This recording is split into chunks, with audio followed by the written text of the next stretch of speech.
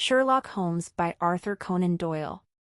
The Adventure of Wisteria Lodge, a graded reader adaptation, Level 2. Part 1, A Strange Client. Sherlock Holmes was in his study when a visitor arrived. The man was old, thin, and had a serious face. He walked in slowly and sat down. "My name is Josiah Amberley," he said. "I need your help." Holmes looked at him. "Please tell me your problem." Amberley was a retired paint maker. He worked hard for many years and became rich. When he got older, he sold his business and bought a house called the Haven. It was a quiet place outside the city. "I had a peaceful life," he said. "Then, 2 years ago, I married a younger woman named Effie. She was beautiful, kind, and full of life. I was very happy." But Amberley's face changed. "Then she left me," he said angrily. "She ran away with a man named Dr. Ernest. They stole my money and disappeared." Holmes listened carefully. "When did this happen?" "Last Friday," Amberley said. "I went out for the evening. When I came back, she was gone. Some of my money and my valuable paintings were missing too." Holmes sat back in his chair. "Did your wife leave a note?" "No," Amberley said. "But she took some clothes. She planned this." Holmes thought for a moment. "I will take your case, Mr. Amberley. But today, I am busy. My friend, Dr. Watson, will visit the Haven and look around." Amberley looked at Watson. "I will wait for you at my house," he said. After he left, Watson turned to Holmes. "What do you think?" Holmes smiled. "Watson, I think this case is more difficult than it looks." Part 2, The Disappearance. Dr. Watson arrived at the Haven in the afternoon. Mr. Amberley was at the door. He looked tired and worried. "Come in, Dr. Watson," he said. Watson followed him inside. The house was dark and quiet. The furniture was old but expensive. They sat in the living room. "Tell me more," Watson said. Amberley took a deep breath. "My wife and I had a friend, Dr. Ernest. He played chess with me often. He was a smart man, and we enjoyed talking. My wife liked him too." Amberley's face became serious. "Maybe she liked him too much." Watson listened carefully. "Last Friday, I invited Dr. Ernest to play chess. I also bought 2 theater tickets. My wife and I planned to go together, but at the last minute, she said she had a headache. She told me to go alone." Amberley clenched his fists. "When I came home, she was gone. Some of my money and important papers were missing. My wife and Dr. Ernest disappeared together." Watson thought for a moment. "Did your wife take all her things?" Amberley shook his head. "No. She left some clothes and personal items. But she took her jewelry." He stood up and walked to a small safe in the corner. "She also took money from here. And my best paintings from the wall." Watson looked at the empty space on the wall. Amberley sighed. "Dr. Watson, I don't understand. I gave my wife everything. Why did she do this?" Watson nodded. "I will report everything to Mr. Holmes. He will know what to do." Amberley held his head in his hands. "I just want the truth." Watson left the house, thinking deeply. There was more to this case than a simple disappearance. Part 3, Watson Investigates. Dr. Watson walked back to the Haven the next morning. He wanted to look around before talking to Holmes. The house stood at the end of a quiet street.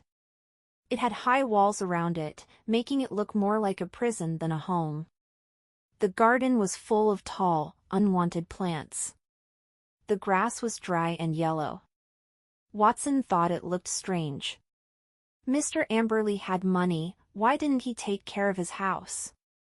As he walked closer, he noticed a man. He was on the street corner. The man wore a dark coat and a hat that covered his face. He looked at the haven for a moment, then quickly walked away. Watson watched him go. Who was he? He knocked on the front door. Mr. Amberley opened it, holding a paintbrush in his hand. There were paint stains on his clothes. "Good morning, Dr. Watson," he said. "I'm repainting the house. It needs a fresh look." Watson noticed the strong smell of paint in the air. The color on the walls was still wet. "That's a lot of work," he said. Amberley sighed. "It helps me forget my troubles." Inside, Watson asked about the strong room where the money was kept. Amberley took him to a small locked room at the back of the house. "My money and important papers were here," Amberley said. "Now, it's all gone." The room was made of stone, and the door was thick and strong. Strange, Watson thought. It would be difficult to break in. But Mrs. Amberley had the key. He looked around the house again. The air felt heavy and cold even though the sun was shining outside. Before leaving, Watson asked, "Can I see the theater ticket you bought that night?" Amberley walked to his desk and gave Watson the ticket. "Here it is. I went alone. I sat in the theater, thinking about my wife. I didn't enjoy the play." Watson studied the ticket. This may be important, he thought. He left the haven, deep in thought. There were too many strange details. The high walls, the neglected garden, the fresh paint, the locked room, and the mysterious man outside. Watson needed to tell Holmes everything. Part 4, Following Clues. Watson returned to 221B, Baker Street and told Holmes about the haven. Holmes listened carefully. "I will ask some questions," he said. He picked up the telephone. Holmes spoke to the theater manager. He asked if Mr. Amberley really went to the play that night. Then, he called some neighbors near the haven. Watson waited while Holmes talked. After some time, Holmes put down the telephone. He looked interested. "The theater says Amberley bought a ticket," he said. "But nobody remembers seeing him there." Watson was surprised. "Then where was he?" Holmes shook his head. "That is a good question." "And the neighbors?" Watson asked. "They say Amberley is a strange man. He does not talk much, but one neighbor heard loud voices from the house on the night his wife disappeared." Watson sat up. "A fight?" "Maybe," Holmes said. "But Amberley did not tell us about this." Then Watson remembered something. "When I left the haven, I saw a man watching me. He wore a dark coat and hat." Holmes smiled. "Interesting. Someone wants to know what we are doing." Watson looked around the room. "Do you think we are in danger?" Holmes stood up and took his coat. "Come, Watson. We must go back to the haven. I think there is something hidden in that house." Watson followed Holmes into the street. He felt nervous. Was the mystery man still watching them? They arrived at the haven. Holmes walked through the bedroom and opened drawers carefully. Holmes took a folded piece of paper from the drawer. He opened it and smiled. "Aha," he said, holding it up to the light. Watson leaned in. What is it, Holmes? A travel brochure for Brighton. It looks well worn, as if someone studied it carefully. And look, there's a small mark next to a hotel's name. Watson frowned. You think? I don't think, Watson. I know. Holmes slipped the brochure into his pocket. He felt they were getting closer to the truth. Now, we have a trail to follow. Part 5, The Trip to Pullington. Sherlock Holmes sat back in his chair, looking at the telegram he just wrote. The message was smart. It was an urgent note from the vicar of Little Pullington. It said he had information about Mrs. Amberley and Dr. Ernest. Holmes had a plan. Holmes gave the telegram to Watson. Watson, I want you to take this to Mr. Amberley, Holmes said. And you must go with him. He needs to leave tonight. Watson raised an eyebrow. You want me to go with him to Little Pullington? But why? What's the plan? Holmes smiled slightly. We need Amberley out of the house for a while. I don't trust him. If he stays here, he will hide something or stop us from finding clues. This telegram will make him go, and I need you to watch him. But what's in Little Pullington? Watson asked, confused. Why send him there? It's just about timing, Holmes replied. The vicar's message says he has important information, so Amberley will want to go. He won't suspect anything. I need time, Watson. Time to look around the house, especially the strong room. I think we can find something there. Watson nodded. And you think Amberley will go along with this? It is strange. Holmes nodded. He will. He thinks he is clever. He won't think twice. But if we don't act now, he will hide everything.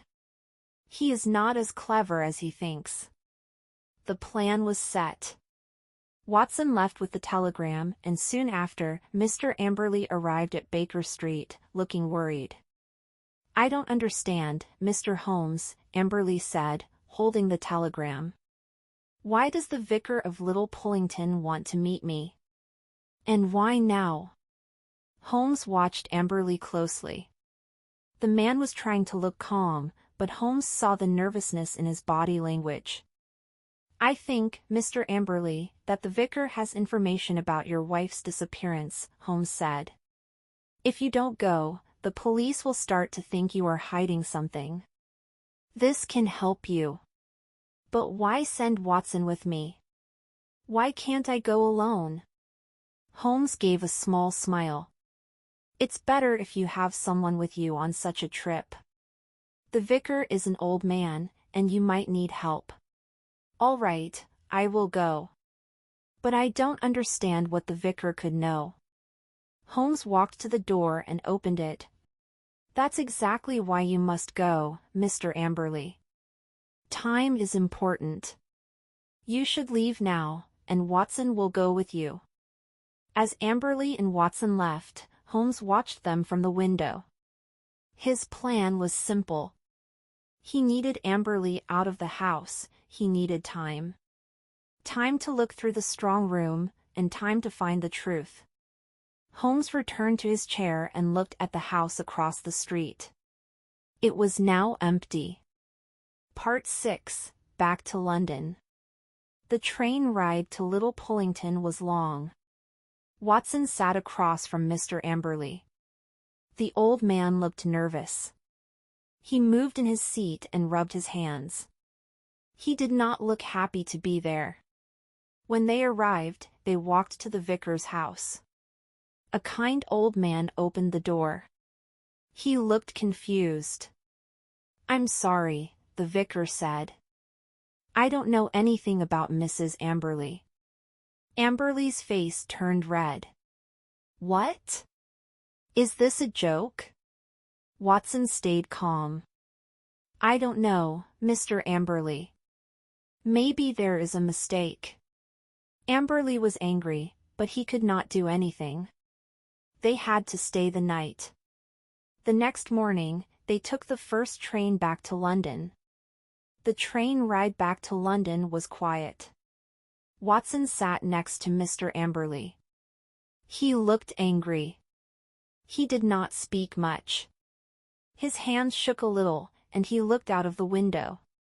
When they arrived, Amberley went straight home. Watson, however, hurried to Baker Street. He wanted to know what Holmes found. Holmes greeted him with a smile. "Ah, Watson. Welcome back. I hope your trip was useful." Watson shook his head. "It was just as you planned, Holmes."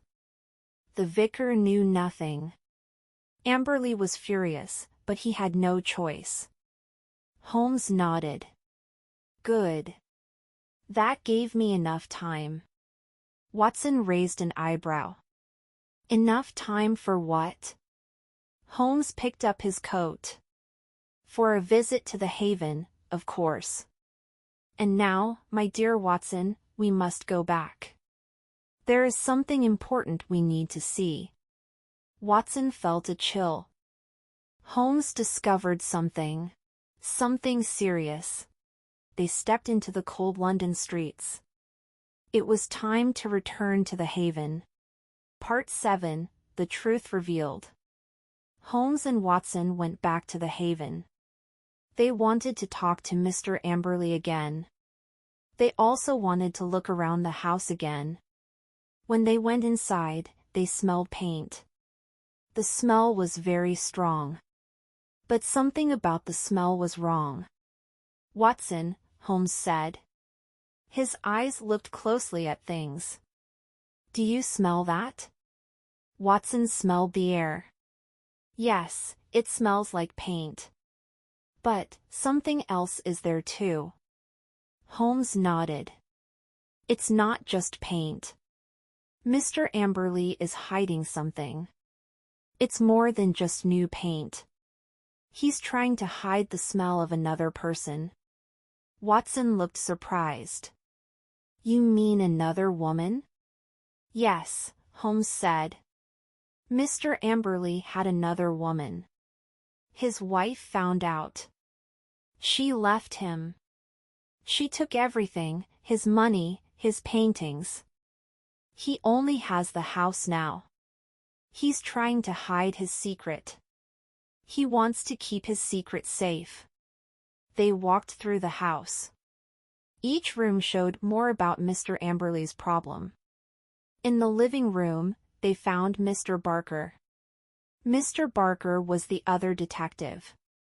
Mr. Amberley hired him. Mr. Barker looked at some papers. "Holmes," Mr. Barker said. He stood up. "I looked at everything. We will solve the case in a short time." Holmes looked at him carefully. "I hope so. But Mr. Barker, I don't think Mr. Amberley is telling us everything." "Do you think he's lying?" Mr. Barker asked. He was careful with his words. "Not exactly," Holmes said. "But he's hiding something. The smell in this house is more than just paint." Watson looked confused. "You think the paint is hiding the other smell?" Holmes nodded. "Yes, Watson. The paint is a cover-up. The strong smell is trying to hide the smell of Mr. Amberley's other woman. His wife left him. He's trying to get rid of all the signs of his secret." They walked more into the house. They came to the strong room. Holmes turned to Mr. Barker. "Why is the paint so strong in this room?" Mr. Barker stopped. "Well, Mr. Amberley had it painted again. He said it was to make it look nicer." "But—" "Yes," Holmes said. "But there's more. Mr. Amberley is not just hiding the other woman. He's hiding that his wife took everything. His money, his paintings. Now she's gone. The house is all he has. He's trying to keep it. Mr. Barker looked worried. So, you think that's what happened? Holmes nodded. Yes, Mr. Barker. There's no bad crime. Just a man trying to find his wife. He wants to get back what he lost. It's too late now. They heard the police cars outside. Holmes smiled at Watson and Mr. Barker. Let's tell them what we found. Part 8, The Explanation and a Twist. The police came soon after Holmes, Watson, and Mr. Barker finished looking around. Holmes stood quietly. The police came in. They wanted answers. Holmes looked at them. I will tell you the truth about the Haven. He looked at Watson. Watson nodded. He was ready to listen. Mr. Amberley, Holmes said. He didn't kill anyone. But he did something wrong. The truth is about his sadness, not his violence. Watson listened carefully. He knew Holmes would tell them everything. Mr. Amberley had another woman. His wife found out. She was very angry. She left him. She took everything, his money, his paintings.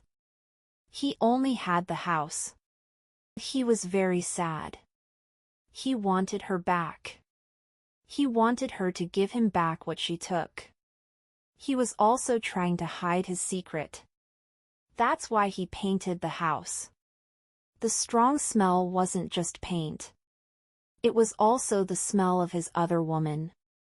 Watson understood. He was trying to hide his secret so no one would know. Yes, Holmes said. He hoped the paint would hide the smell. He wanted his wife back. He thought the house was the only thing he could keep. What about the strong room? Watson asked. What was it for? Holmes smiled. The strong room was not for a crime. It was a place to hide. Mr. Amberley spent a lot of time there. He was thinking about his problems. He didn't try to kill anyone. He tried to keep what he had. The paint and the secret were his ways of dealing with his shame. Mr. Barker spoke. So, he didn't plan anything bad?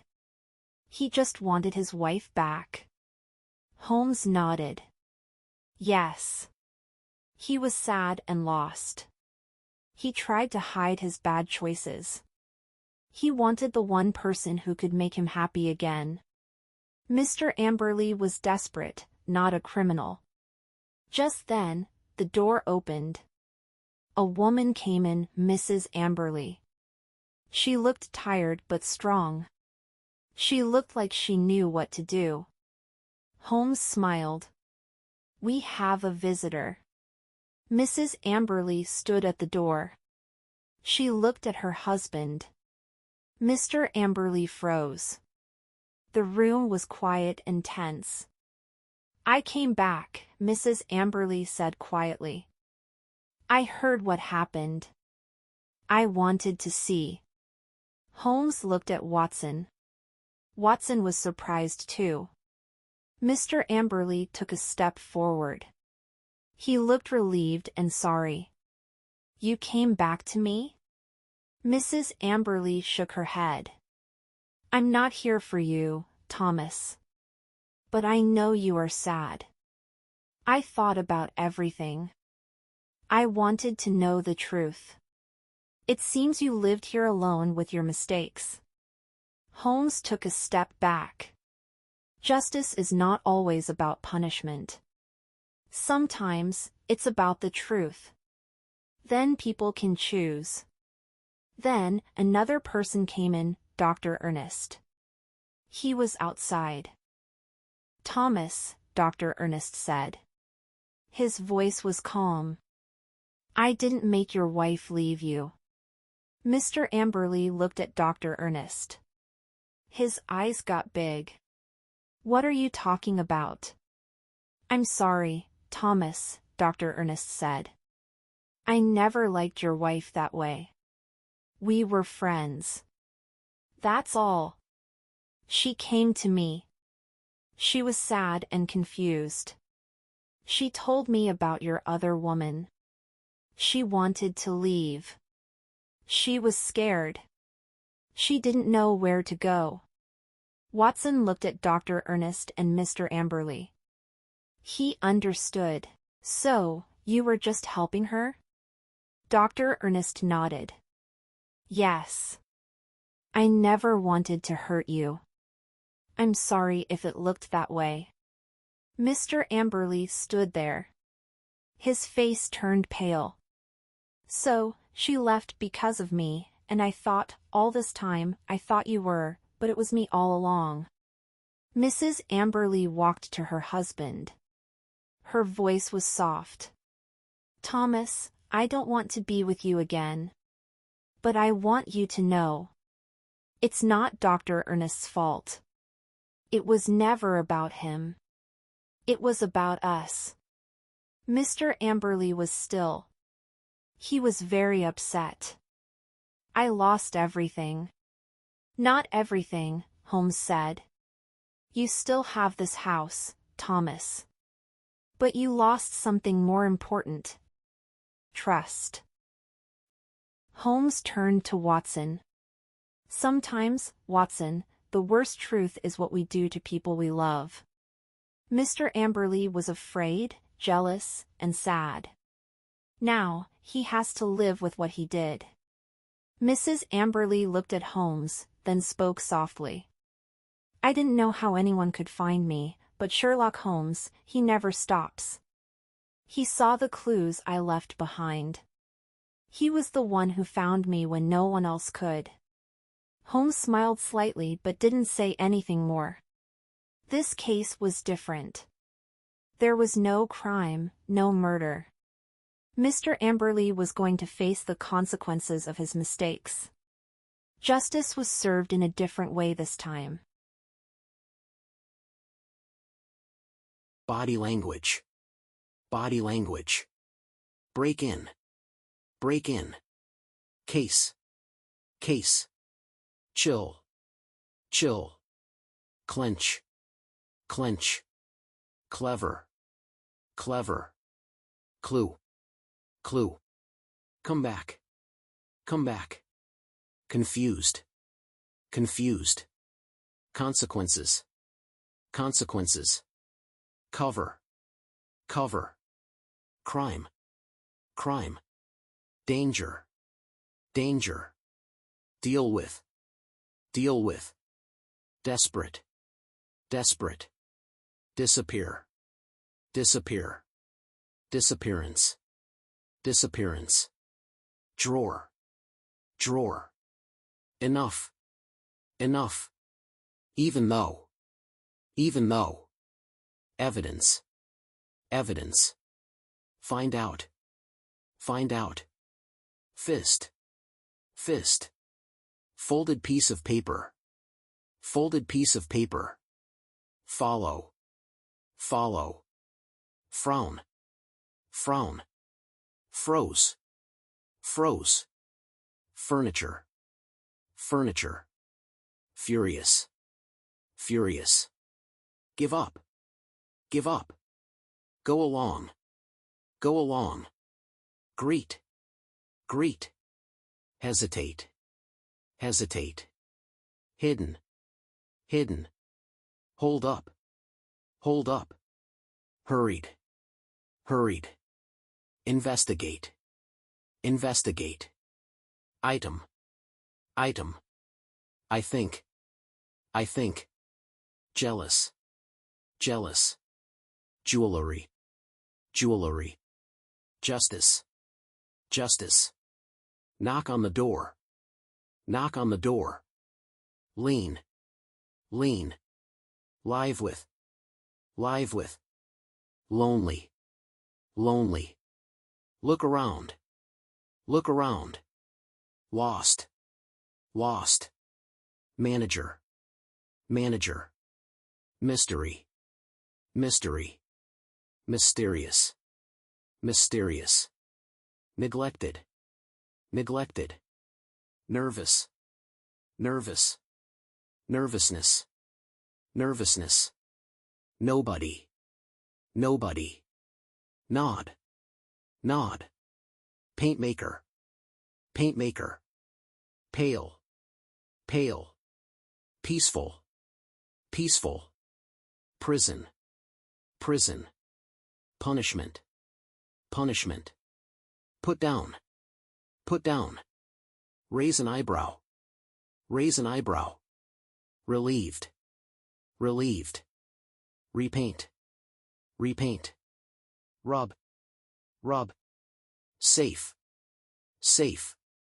scared, scared, secret, secret, serious, serious, shake, shake, shame, shame, sigh, sigh, slightly, slightly, stain, stain, step, step, still, still, stone, stone, strong room, strong room, strange, strange, study, study, suspect, suspect, take a deep breath, take a deep breath, take a step, take a step, take care of, telegram, telegram, tell the truth, tell the truth, tense, tense, then, trail, trail, trust, trust, truth, truth, turn pale, upset, upset, urgent, urgent, valuable, valuable, vicar, vicar, visitor, visitor, wet, wet, worried, worried,